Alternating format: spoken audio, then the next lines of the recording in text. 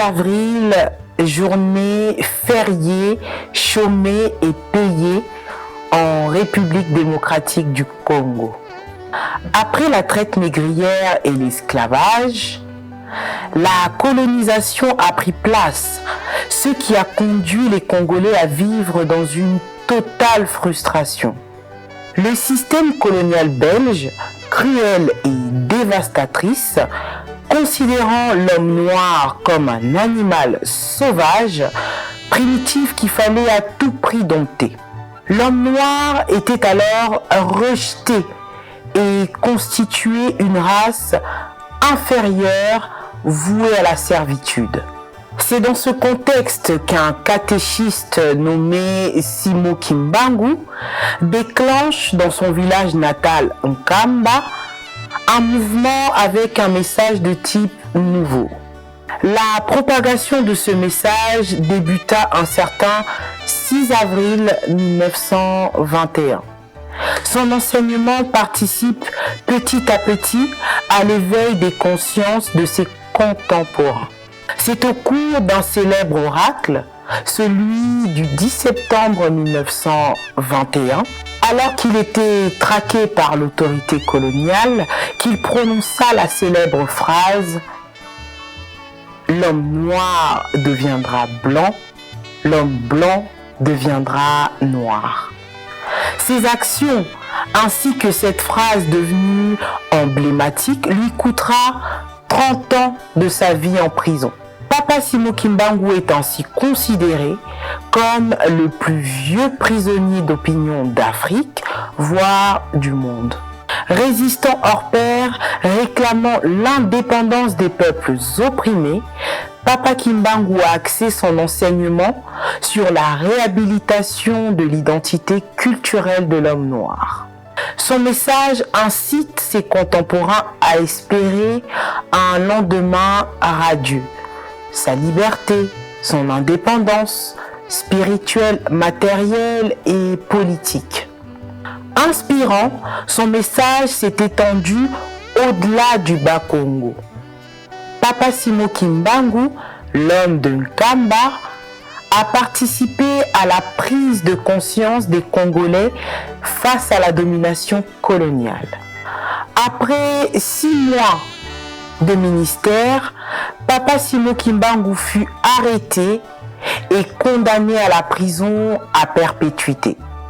À la suite de cette condamnation, 37 000 familles furent reléguées sur toute l'étendue du pays et à ce jour, on compte plus de 150 000 martyrs.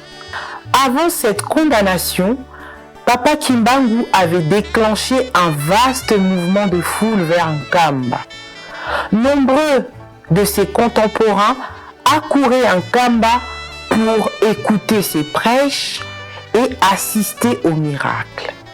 Patrice Emery Lumumba a reconnu que ce sont les relégués kimbanguistes qui étaient à l'origine de la lutte pour l'indépendance. Que tout le monde devrait suivre le leader Kimbangu. Nous avons connu les souffrances atroces des relégués pour opinion politique ou croyances religieuses. Exilés dans leur propre patrie, leur sort était vraiment pire que la mort elle-même. Concernant le prisonnier Simo Kimbangu, durant ses 30 années de prison, il devait recevoir 120 coups de fouet et être plongé dans un puits rempli d'eau salée. Malgré l'emprisonnement et les atrocités lui infligées, Papa Simo Kimbangu n'a pas cessé de répandre son message libérateur et salvateur. Qu'en est-il aujourd'hui? La figure de l'homme de Nkamba continue d'inspirer des mouvements politiques, religieux et socioculturels. Multidimensionnel, Papa Simo Kimbangu est considéré comme l'inspirateur de l'écriture Mandombe, qui est le plus grand patrimoine panafricain. Son message mis à jour renferme l'aspect spirituel, social économique, culturelle et politique. Ainsi, Papa Simon Kimbangu apparaît aux yeux de ses contemporains et des générations présentes comme un leader politico-spirituel, un guide éclairé. De par son sacrifice pour la libération des peuples opprimés, Papa Simon Kimbangu est un homme d'exception. J'ai été envoyé pour libérer les peuples du Congo et la race noire du monde. L'homme noir deviendra blanc, l'homme blanc deviendra noir, car les fondements spirituels et moraux tels que nous les connaissons aujourd'hui seront profondément ébranlés.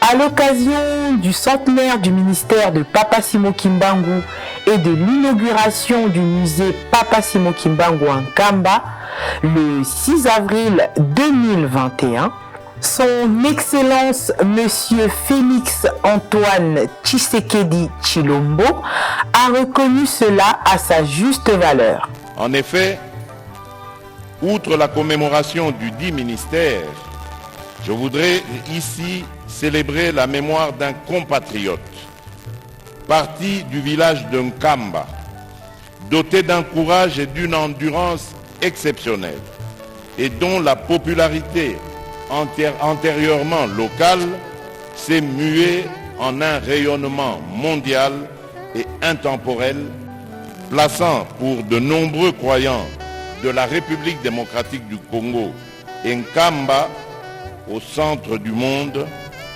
cet héritage nous légué par Papa Simon Kimbangu, reconnu comme messager de Jésus-Christ et prophète de la libération de l'homme noir, mérite d'être protégé, conservé et géré à bon escient pour les générations futures. 103 ans après son message, les Congolais vont devoir commémorer le combat si noble qu'a mené ce digne fils du pays, Papa Simon Kimbangu.